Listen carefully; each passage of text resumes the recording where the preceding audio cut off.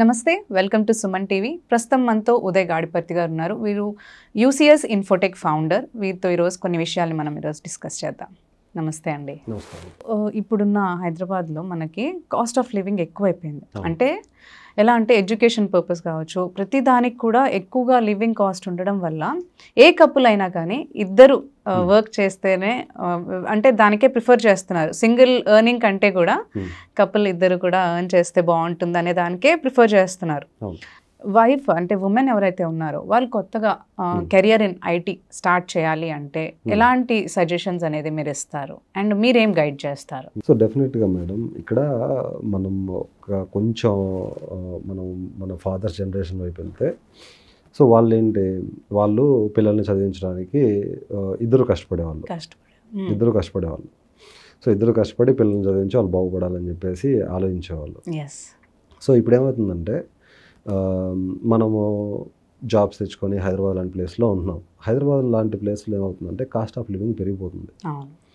So cost of living అంటే ఇప్పుడు ఏదన్నా ట్రావెల్ చేయాలన్నా, ఏదన్నా హాస్పిటల్కి వెళ్ళాలన్నా, ఏదన్నా పిల్లల్ని స్కూల్లో జాయిన్ చేయాలన్నా, సో ఆ కాస్ట్ ఆఫ్ లివింగ్కి వన్ పర్సన్ ఇన్కమ్ అనేది సరిపోవడం లేదు.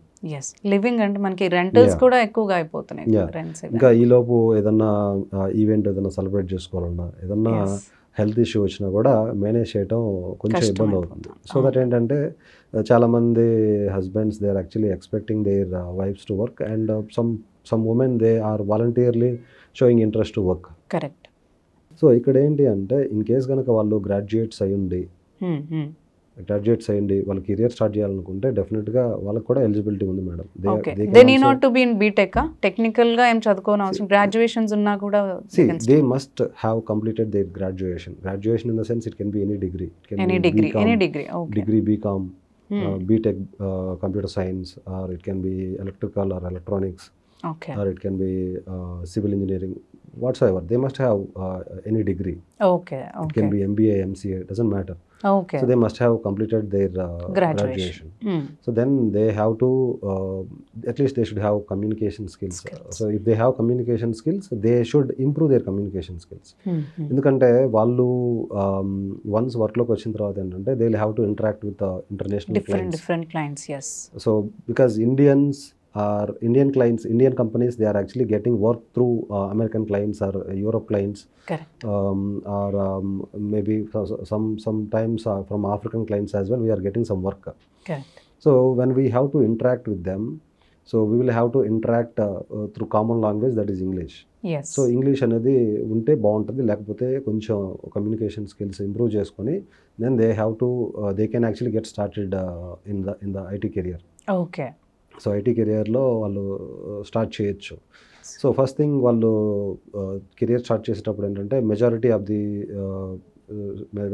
ది పీపుల్ ఎలా ఆలోచిస్తున్నారంటే టెస్టింగ్ వైపు వెళ్దాం అని చెప్పేసి అనుకుంటూ ఉంటారు. టెస్టింగ్ వైపు నేను మ్యాక్సిమం చూస్తూ ఉన్నారు.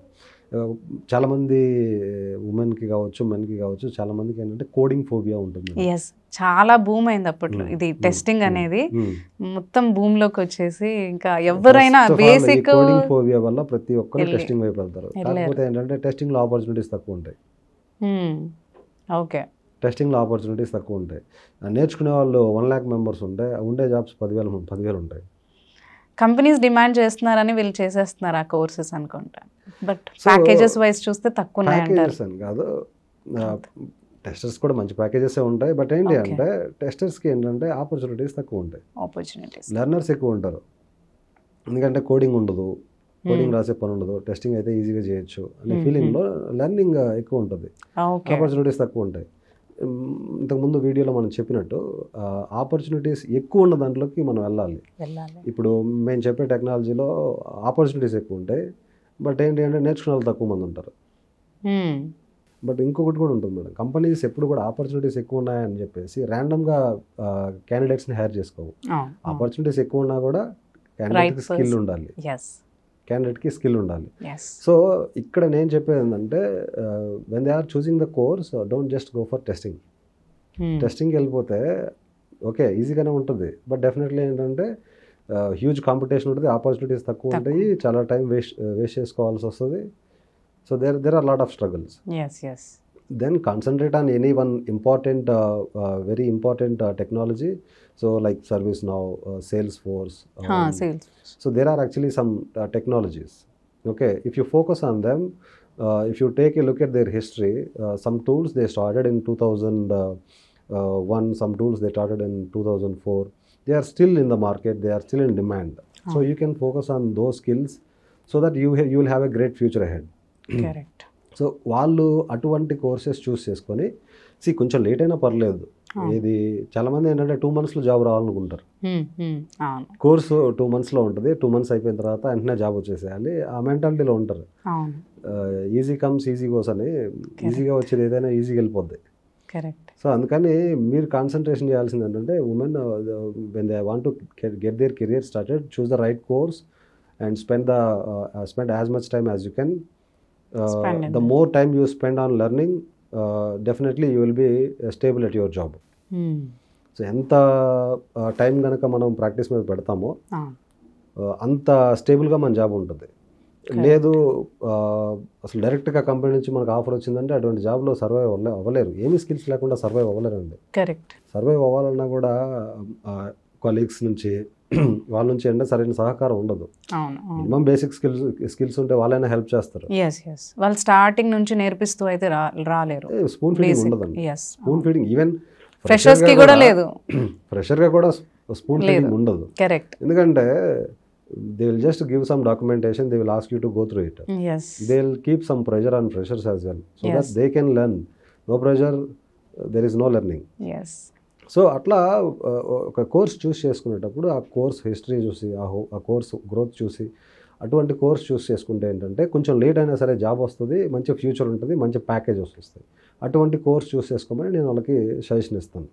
ఏదైతే కన్సిస్టెంట్గా ఉంటుందో and I mean like competition కొంచెం తక్కువగా ఉండి సస్టైనింగ్ ఎక్కువగా ఉండే కోర్సెస్ చూస్ చేసుకుంటే బెటర్. నేను సజెస్ట్ చేసేది ఏంటంటే వాళ్ళకి కోడింగ్ ఫోబియా వదిలేయమంటాను. కోడింగ్ అనేది ఇప్పుడు ఎందుకంటే ఆర్టిఫిషియల్ ఇంటెలిజెన్స్ ఎరాలో ఉన్నాం కాబట్టి most of the companies they are opting for artificial intelligence. So scripting అనేది ఇప్పుడు మనం కంప్లీట్గా రాయాల్సిన పని లేదు. మీరు వన్స్ అపాన్ ఏ టైం చూసుకుంటే స్క్రిప్టింగ్ అంతా కూడా హ్యూమనే రాసేవాడు. కరెక్ట్. అవును. దాని తర్వాత స్టాక్ ఓవర్ఫ్లో అని చెప్పేసి కమ్యూనిటీస్ వచ్చేసినాయి. సో దట్ ఏంటంటే దాని తర్వాత కాపీ పేస్ట్లు వచ్చేసినాయి. ఆ కాపీ పేస్ట్ల తర్వాత చాట్ జీపీటీ వచ్చింది.